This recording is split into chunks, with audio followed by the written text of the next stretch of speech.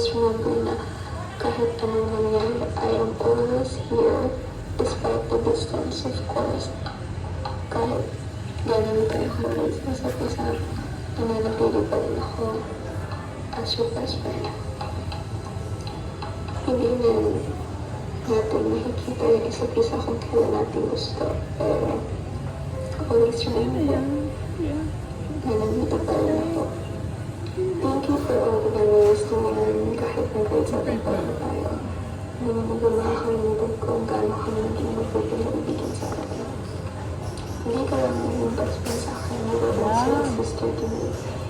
That's why I am so lucky to have you in my life. I'm so proud of what you've become now, and I hope you achieve all your dreams and aspirations in life. I will always remember all the memories that we've had together. Thank you for bringing happiness into my life. I am so lucky to have you, and everyone would be so lucky to have you in their life. Thank you so much for trusting me, and thank you so much for being my best friend. I miss you and I love you. Happy 8th birthday. Gumilid ka! Gumilid ka! Mami, gumilid ka dun. Happy birthday, Bunso. Okay? Nakatapos nawa ka ng pag-aaral. Lahat ng pangarap mo, matupad mo nawa. Huwag ka makakalimot magdasal. Number 1, lagi ka magdadasal. Don't forget at okay? Meron akong request. Brother. Tumayo ka. Walk in. Okay? Thank you sa lahat ng ginawa. Hindi po, tinawagan ko. Nasa sukat na daw. Okay, go Dian. Go Dian.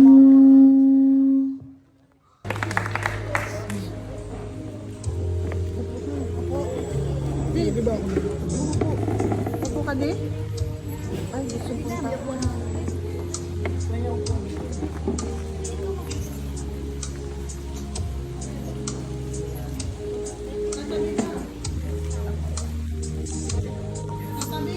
Sa tabi na lang po ng ating debutant lang. Ayan. Ayun. Sige po.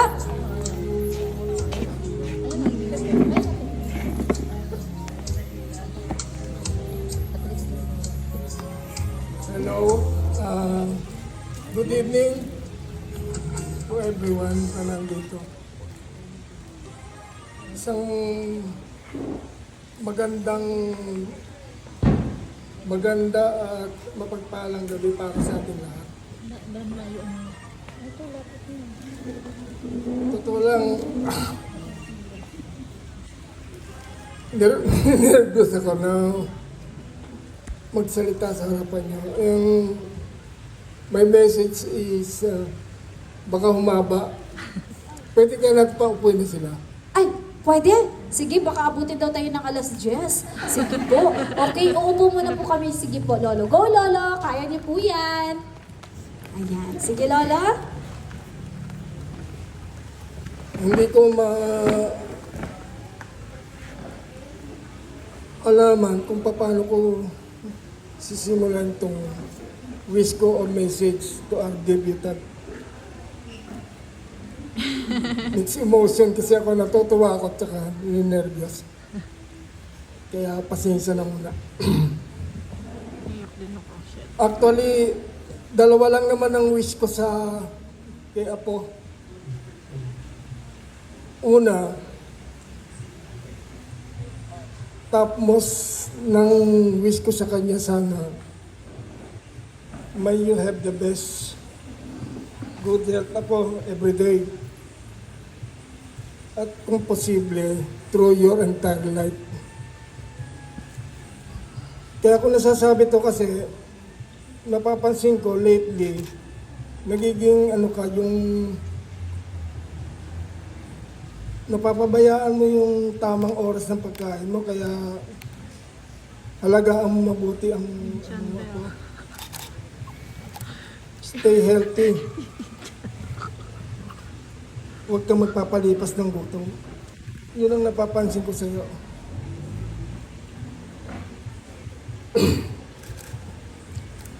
Pangalawang wish ko sa kanya, tulad din ng wish ng ibang narito, ng mga lola niya, sana po, finish your studies. Pilitin mo makatapos ng pag-aaral bago pa muna ang lahat.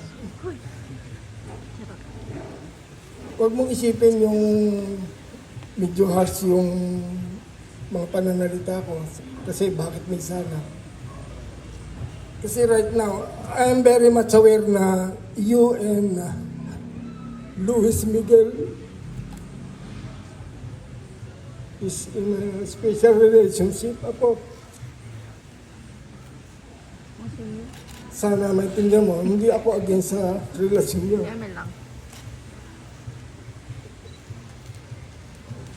For a very short period of time na I've known Luis. Alam ko, he is such a very nice guy. At wag naman sana ikalalaki ng ulo mo, Luis. Alam ko, someday, magiging good, very good and loving husband. How husband ba yan? Sabi nga, very short time ko siya nakilala. Kakaiba yung nakikita ko sa kanya. He's a very young man na may strong personality. Meron siya mga traits, good traits, and good moral virtues na in short, meron siyang good manners na bihira-bihira natin makikita ngayon sa ibang kabataan na ngayon. And I'm pretty sure someday, siya pinakikita ni Luis.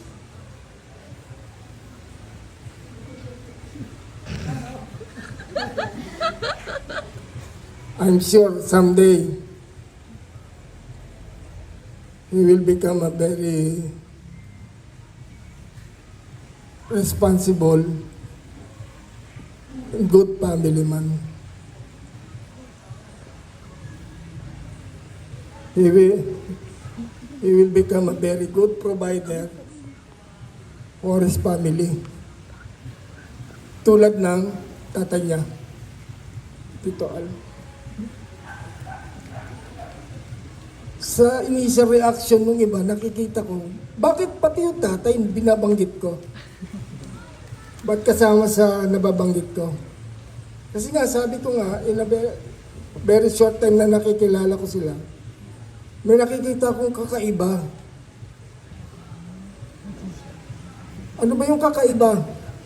Kasi ganito yun, let me relate a short narrative.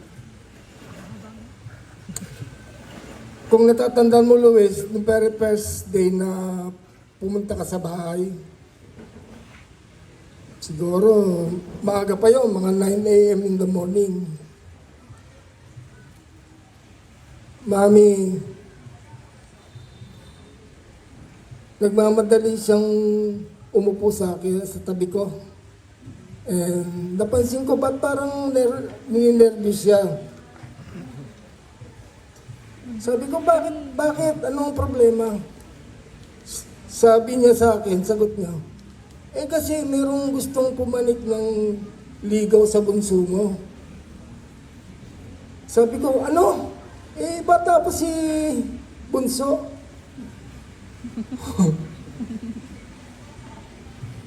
At lalo ako nagulat nung sumunod na sinabi ng mami. Sabi ko, sino ba yan? Sabi niya, classmate daw. Sabi ko, nasaan? Sabi niya, na kinagulat yung sagot niya. Andyan sa labas. Inihatid ng tatay. Imagine, akit ng ligaw, natid pa ng tatay. Di ba kakaiba? Talagang nagulat ako. Sabi ko na lang kay mami, siguro Papa's Boy. If I could still remember, Luis spent the whole day doon sa amin. Ikipagkwentuhan kina mami. And nung time na papauwi na siya, papaalam na umuwi, eto na naman si mami, umupo sa tabi ko. Sabi niya, andyan yung tatay ni Miguel. Matagal nang nakapark dun sa labas, sa harap ng bahay, waiting for his son. Kaya nung pag-alis nung dalawa, sabi ko, ba't parang Papa's Boy talaga? Pero, as time passed by, na-realize ko, mali yung first impression ko sa kanila. Kasi itong senaryo na to, nangyari, not once, not twice, not thrice, kundi many times na nangyari. Kaya na-realize ko, at mali ang impression ko sa kanila na si Miguel ay Papa's Boy. Talagang very caring, loving, at saka very supportive father si Tito Al sa anak niya. Tsaka hindi lang dito nagtatapos yung kwento. Na napansin ko rin kung anong karakter meron ang tatay ni Luis. Yung tunay na karakter niya. Mabait siya. Kasi there are some instances na ginagabi si Drian sa pag-uwi niya. Kasi dahil sa hectic school activities, school projects. Ngayon, minsan, hindi available si ate para sunduin yung younger sister niya. Dito ko nakita, Tito Al, hindi pumapayag na umuwing mag-isa si Drian. Talagang sinisiguro niya si Drian makauwi ng safe. Nihatid niya talaga silang dalawa ni Luis pauwi. Pauwi si Drian safely. Talagang ini-ensure niya safe. Kaya doon pa lang, let me take this opportunity to thank the Trinidad family, Tito Al and Tita Vanessa. Maraming salamat for taking good care of our bunso. Ito ako sa real reason kung bakit nandito kayo. Nandito tayo lahat.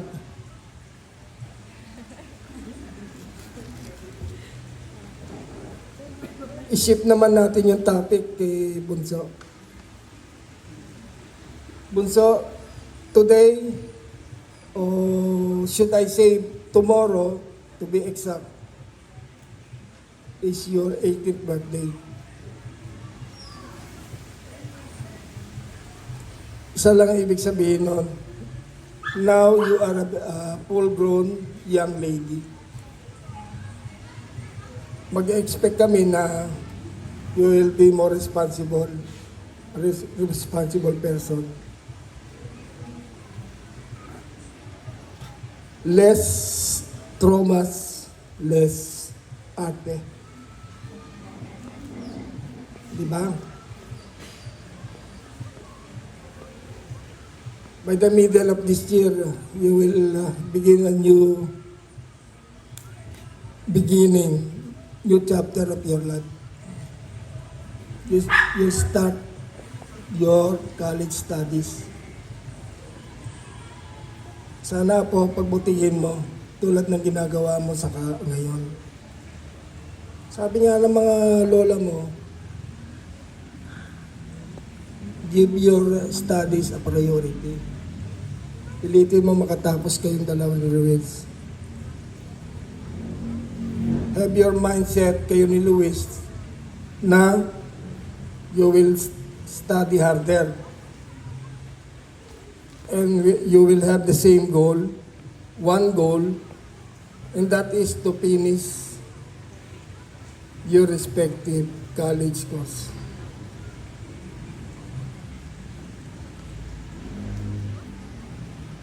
Yun lang ang masasabi ko, Apo. Umahaba na yung message ko na iinit na sila. Hindi pa, Lolo. Kaya mo pa yan. Sige po po.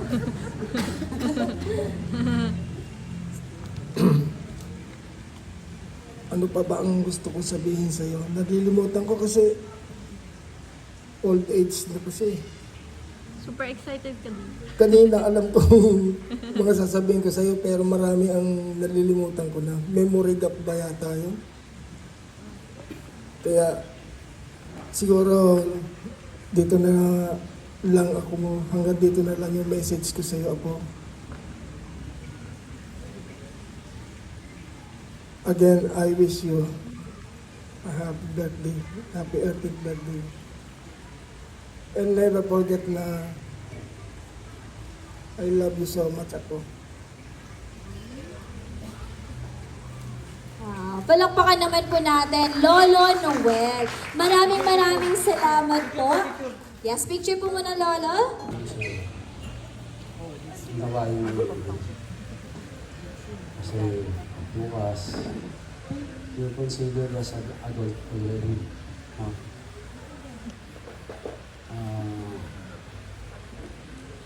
Bilis ang panahon, no? Dati, kalong-kalong ka, nakatitig ako sa'yo.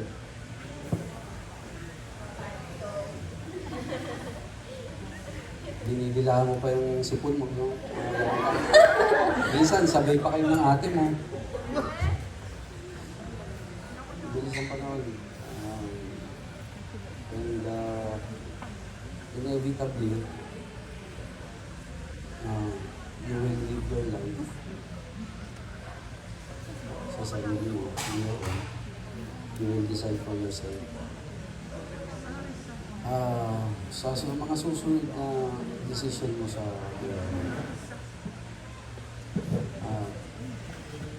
think first. Pag-isipan mo maigi. And lagi mong iisipin. There's no such thing as a perfect world. Walang perfect mundo. Oftentimes, you will fail. You will fail. But, tandaan mo, failure is just steps towards success. Huwag ka lang titigil. Pagsunod mo lang yung gusto mo. Kami, nandito lang for assistance for the others. At the end of the day, ikaw pa rin ang mamimili kung anong gusto mo diba. Yun lang yung failure, huwag ka maging depressed. And alam mo, tulad na sinabi ko, yung buhay, life is unfair. Unfair ang buhay. You have to face the reality.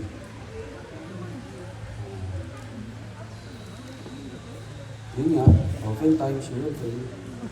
And you cannot please everybody.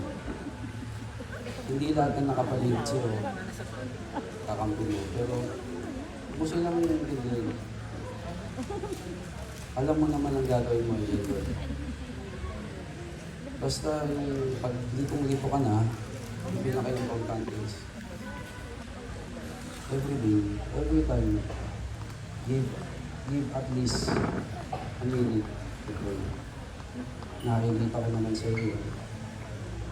Kaya, malamang, guided ka kasi naman. Sa prayer, huwag ka nang tatawag na sabi ko, direkta ka na kay God. Ha? Kasi, yun din yung nasa Bible. Pag nagdasal ka, Ama namin, nasa langit. Direkta, huwag ka nang tatawag na sa iyo.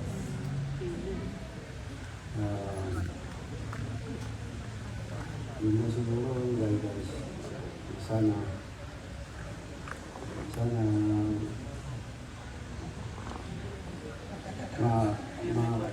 ma-achieve mo lahat ng goals na gusto mo sa buhay.